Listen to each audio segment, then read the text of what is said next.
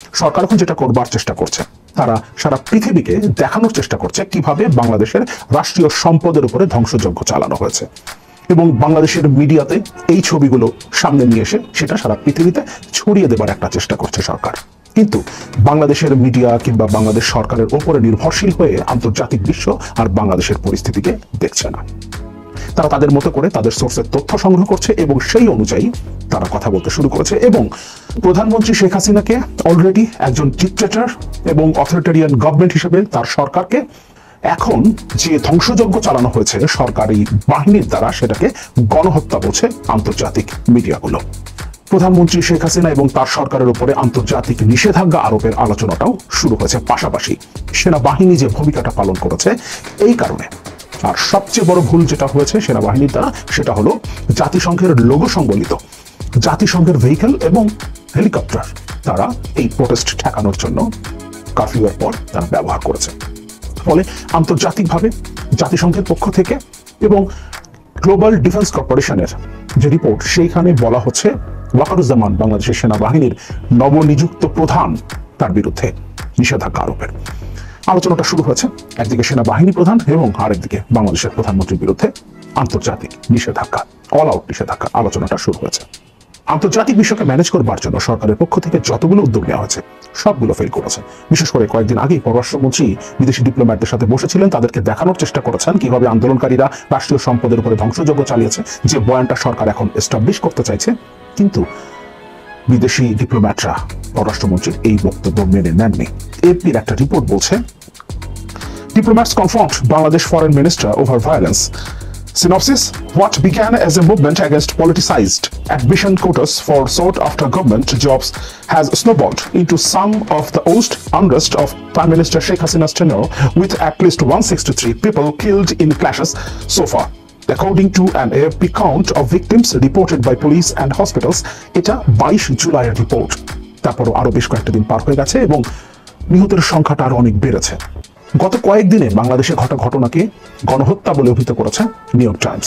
আমরা সেই রিপোর্টটা দেখব এবং এই রিপোর্টের সাথেই প্রধানমন্ত্রী শেখ হাসিনার বিরুদ্ধে আন্তর্জাতিক নিষেধাজ্ঞার যে আলোচনাটা রয়েছে সেই বিষয়টা নিয়ে আলোচনা করব। তার আগে গ্লোবাল ডিফেন্স কর্পোরেশন বাংলাদেশের সেনাপ্রধান ওয়াকারুজ্জামানের বিরুদ্ধে নিষেধাজ্ঞার যে আলোচনাটা করেছে সেই রিপোর্টটা একটু দেখি।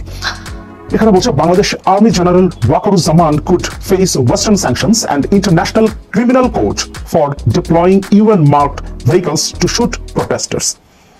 অনেক প্রমাণ আছে। আল জাজিরা ভিডিও প্রকাশ করছে তাদের রিপোর্টে।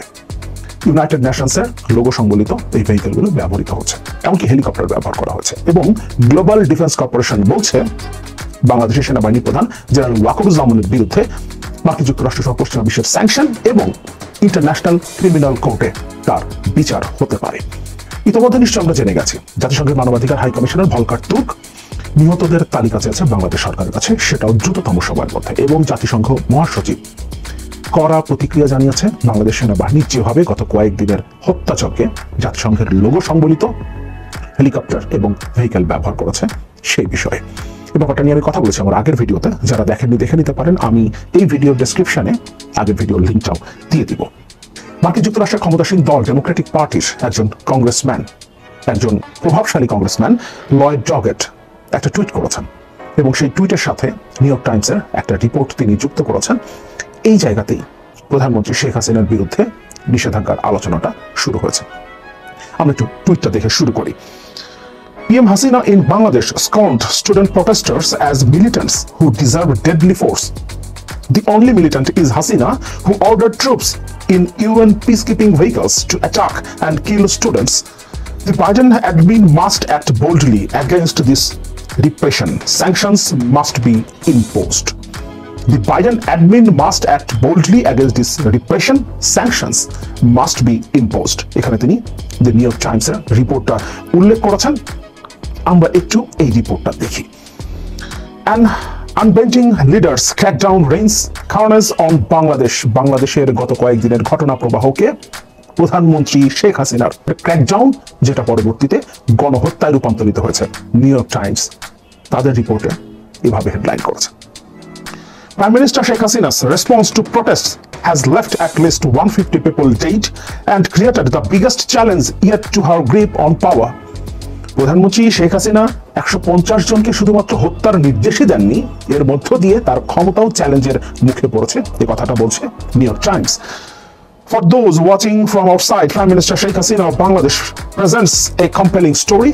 She is among the world's longest-serving female heads of government, a secular Muslim in colorful saris who has fought Islamic militancy, lifted billions out of poverty, and deftly kept both India and China at her side. সরকার, বিশেষ করে প্রধানমন্ত্রী শেখ হাসিনা যে বয়ানটা তৈরির চেষ্টা করেছেন এতগুলো বছর ধরে, সেই কথাটা এখানে উল্লেখ করা হয়েছে। But this seeming success has come at a heavy cost. Over the past 15 years, Ms. Hasina has deeply entrenched her authority and divided this nation of 170 million people. Those who kissed the ring were rewarded with patronage, power, and impunity. Dissenters were met with crackdowns, endless legal entanglement, and imprisonment.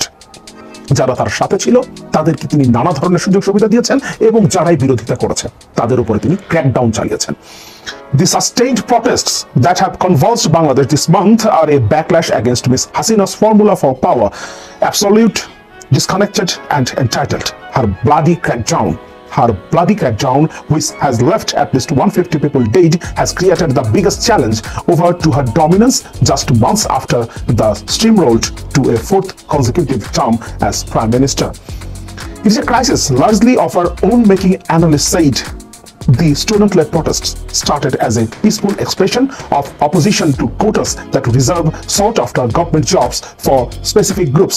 The violent response to the protests by government security forces and vigilance from Ms. Hasina's party sent the country to the verge of anarchy.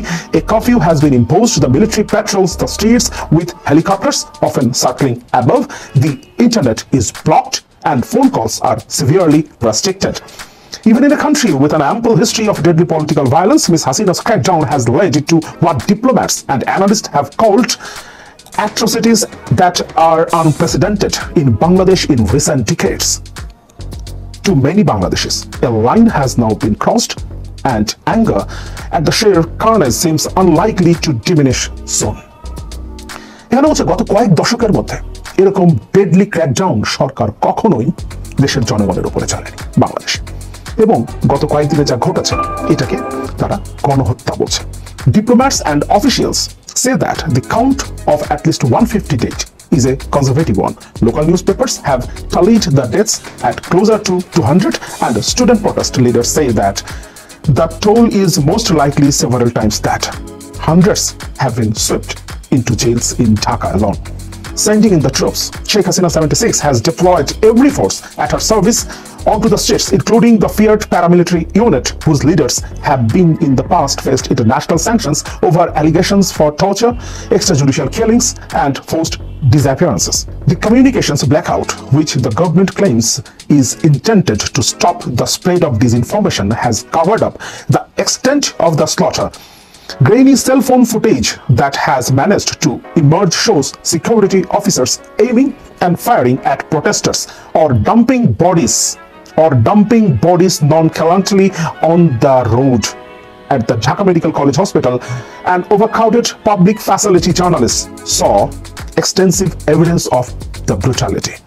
At least 39 people have been admitted with injuries to their eyes from pellet guns or rubber bullets. Doctors said at least half of them were in danger of losing sight in one or both eyes. New York টাইমসের মতো পত্রিকার এই রিপোর্টে সরাসরি গত কয়েকদিনের ঘটনাকে genocide উল্লেখ করা হয়েছে, গণহত্যা হিসেবে উল্লেখ করা হয়েছে, এবং এটা সরাসরি প্রধানমন্ত্রী শেখ হাসিনার নির্দেশে হয়েছে, সেই কথাগুলো পরিষ্কারভাবে নিউ ইয়র্ক টাইমস বলছে। সুতরাং সরকার যতভাবে চেষ্টা করুক না কেন ভিন্ন একটা বয়ান এস্টাবলিশ করার, সেটা করা সম্ভব হচ্ছে না। এবং সবচেয়ে বড় বিষয় হচ্ছে নিউ ইয়র্ক টাইমসের এই রিপোর্টটাকে যুক্ত করে মার্কিন যুক্তরাষ্ট্রের একজন প্রভাবশালী কংগ্রেসম্যান, ক্ষমতাশীল ডেমোক্রেটিক পার্টির কংগ্রেসম্যান শেখ হাসিনার উপরে এবং সরকারের উপরে sanction impose, immediate sanction. Dhaka শহরে কারফিউ চলতেছে, মাঝে মধ্যে কারফিউ শিথিল করে, মাঝে মধ্যে আবার কারফিউ পুনঃস্থাপন করে, এবং আপনারা জানেন যে ইন্টারনেটে আজকে থেকে মোটামুটি একটু কাজ করতেছে, যদিও সরকার বলতেছে যে গত 2 দিন আগে থেকেই তারা ইন্টারনেট রিস্টোর করেছে, কারণ ওটা নয় মাত্র, কিন্তু আসলে ওই ইন্টারনেট কোনো কাজই করে নাই। তো তো এখনো ফেসবুক বন্ধ আছে, টিকটক বন্ধ আছে, রাস্তায় সেনাবাহিনী আছে এবং সব জায়গায় নাকি শান্তি ফিরে এসেছে। যদি শান্তি ফিরে আসে তাহলে রাস্তায় কোনো সেনাবাহিনী কেন, রাস্তায় কোনো পুলিশ কেন, রাস্তায় কোনো র্যাব কেন, রাস্তায় কোনো বিজিবি কেন? রাস্তা থেকে সেনাবাহিনী সরে গেলে কি আবার আন্দোলন শুরু হতে পারে বলে শেখ হাসিনা ভয় পাচ্ছেন? এই কারণে কি শেখ হাসিনা সেনাবাহিনী রাস্তা রেখে দিয়েছেন? এবং প্রশ্ন হচ্ছে তাহলে যে যদি শেখ হাসিনা রাস্তায় সেনাবাহিনী রাখা পছন্দ করেন তাহলে এইভাবে শেখ হাসিনা সেনাবাহিনীকে দিয়ে কয়দিন টিকে থাকতে পারবেন? দেখুন, আমি আমার ভিডিওতে অনেকবার বলেছি যে আওয়ামী লীগ নামে কোনো দল কিন্তু আর নাই। আওয়ামী লীগ হচ্ছে ওই যে আগে ছিল না ইস্ট ইন্ডিয়া কোম্পানি, ব্রিটিশ আমল ইস্ট ইন্ডিয়া কোম্পানি, সেই ইস্ট ইন্ডিয়া কোম্পানির মতো এটা হচ্ছে এখন একটা আওয়ামী লীগ কোম্পানি। আওয়ামী লীগ একটি রাজনৈতিক দল থেকে একটা প্রাইভেট লিমিটেড কোম্পানিতে রূপান্তরিত হয়েছে, যার প্রমাণ আমরা এবার পেলাম একদম বেশি। যারা আওয়ামী লীগ করে, প্রত্যেকটা লোক আওয়ামী লীগ করে তাদের নিজেদের স্বার্থের জন্য, নিজেদের টাকা পয়সার জন্য। 2008-এর আগে যে লোকগুলো আওয়ামী লীগ করতো সেই লোকগুলোর বেশিরভাগই অভিমান করে আওয়ামী লীগ থেকে বিদায় নিয়ে নিষ্ক্রিয় হয়ে আছে। এবং 8-এর পর থেকে যত সব আমলা, ব্যবসায়ী, ধান্দাবাজ, বাটপার, চাঁদাবাজ সব এসে আওয়ামী লীগে জুটেছে শুধুমাত্র নিজের স্বার্থ হাসিল করার জন্য। এবং ওই জাতির পিতার নাম ব্যবহার করে দোকান দোকান দোকান দোকান খুলে এই চান্দাবাজি, ধান্দাবাজি, বাটপারি, ভূমি লুট, বন লুট, নদী লুট, ব্যাংক লুট, প্রকল্প লুট করার জন্য। এখন মনে করেন যে একটা আওয়ামী লীগ নেতা, মনে করেন যে তার নাম মনে করেন বদরুল, এখন এই বদরুল ছাত্রলীগ করে, এই বদরুল ছাত্রলীগ করে এই অল্প বয়সে বদরুল 5 কোটি টাকার মালিক হয়েছে।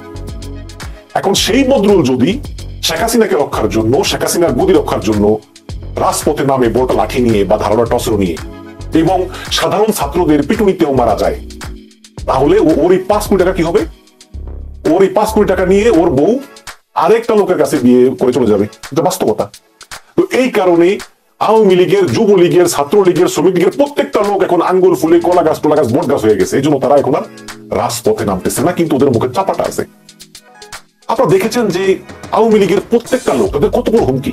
শামীম ওসমান থেকে শুরু করে যুবলীগের পরশ, তারপরে তাপস, তারপরে আমাদের সেই বিখ্যাত ক্যাসিনো সম্রাট ইসমাইল, যাকে একদম জামিনে মুক্তি দিয়ে তার আগের সমন্বয় টমলা সব খারিজ করে দিয়ে তাকে রাজপথে এনেছে আন্দোলন মোকাবেলা করার জন্য। সবাই পালিয়ে গিয়েছে, কেউ মাঠে ছিল না। কারণ ওই একটাই, কারণ আওয়ামী লীগ সবাই করে ওদের ব্যক্তির স্বার্থে, দলের স্বার্থে না। এই কারণেই একটা লোক ঘুরে দাঁড়ায়নি। তারা ছাত্রদের এই সামান্য প্রতিরোধ জানে। আমি তো অনেক মেসেজ দেখছি আওয়ামী লীগের যে গোপন মেসেজ গুলো ছাত্রলীগের আসে, প্রত্যেককে বলা হয়েছে যে তোমরা রাস্তায় নামো, তোমরা ছাত্রদেরকে যা খুশি তা করো, মেরে পর্যন্ত ফেলো, কোনো সমস্যা নাই, শুধু তোমরা বিপদে পড়লে টেক্সট করবা, পুলিশ এসে তোমাদেরকে উদ্ধার করবে। আর তোমরা যা খুশি করো, বিপদে না পড়লে তো তোমরা তো জিতলাই। এভাবে গ্যারান্টি দেওয়ার পরেও একটা আওয়ামী লীগের লোক থাকে নাই। শামীম ওসমান অসুস্থ হয়ে গেছে হসপিটালে, এই একটা থাকে নাই, সব পালাইছে। কিন্তু ওই যে ঘাটতেরা গাজীপুরে জাহাঙ্গীর, এই জাহাঙ্গীরের ব্যাপারটা বলি। জাহাঙ্গীর তো আপনি জানেন যে নিজেই ফোন করে বলছে যে বঙ্গবন্ধু মানুষ মাসের পরে বহিষ্কার হয়েছে। তো 28 অক্টোবর যখন আপনার ওই বিএনপির যে সমাবেশটা হয়, এই সমাবেশে বাগড়া দেওয়ার জন্য এই জাহাঙ্গীরকে কিন্তু শেখ হাসিনা পাঠাইছিল। এই জাহাঙ্গীর ওই যাওয়া দোষের মতো, তারপরে কিছু কিছু লোক জাহাঙ্গীরকে দুও ধনে দিছিল, তারপর ধাওয়া পাতা দেওয়া হয়। তারপরে এই জাহাঙ্গীরই কিন্তু নিজের লোক দিয়ে প্রধান বিচারপতির বাসভবনে হামলা চালিয়ে এই বিএনপির লোকগুলোকে আসামি করে, তারপর পুলিশ আক্রমণ করে, তারপর জাহাঙ্গীর আপনার জনসভাটা পণ্ড হয়ে যায়। এই জাহাঙ্গীর, তো এই জাহাঙ্গীর মনে করছিল যে এই ভরসা কি কাজ করবে। এবার যখন কেউ মাঠে নামে না, সবাই পলাতক, জাহাঙ্গীর বলল যে নেত্রী আমি আসতেছি বলে সে তার লোকজন নিয়ে গেল। নিয়ে আপনারা সবাই দেখলেন যে জাহাঙ্গীরের পিএস তাকে মেরে ঝুলে রাখছে, আপনারা এটাই দেখলেন। কিন্তু তার আগে কার্য দেখেন নাই। এই জাহাঙ্গীর তার লোকবল নিয়ে হঠাৎ করে ছাত্রদের উপর গুলি করা শুরু করলো, কয়েকজন মারাও গেল। তারপর সেই ছাত্ররা ধরে জাহাঙ্গীরকে এবং জাহাঙ্গীরের সেই পিএস কে বেদম প্রহার করলো। কারণ স্বাভাবিক, তোমরা এসে অস্ত্র নিয়ে গুলি করবা, আমাদেরকে মেরে ফেলবা, জানে মেরে ফেলবা, আমাদের সামনে দেখলাম যে আমাদের কয়েকজন মারা গেল, আমরা কি জাহাঙ্গীরকে ছেড়ে দিব নাকি? এইভাবে এটা করলো জাহাঙ্গীর। তো জাহাঙ্গীরের মাথায় নাকি আবেশটা সেরে লাগছে। এটা ভালো একটা শিক্ষা হয়েছে, ভবিষ্যতে সে